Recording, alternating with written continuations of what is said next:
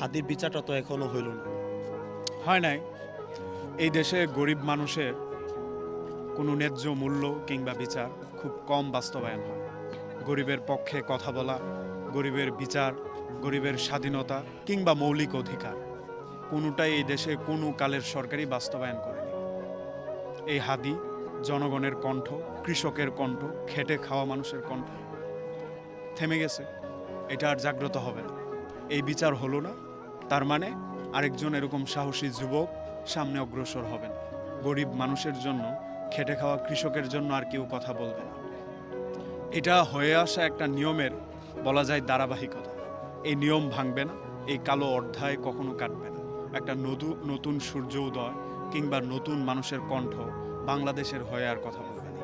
এটা পুরনো নিয়ম। এই নিয়মই আগামীতে চলবে।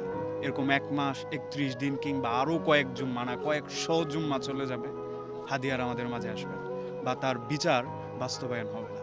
এইটুকুই, এটাই নিয়ম।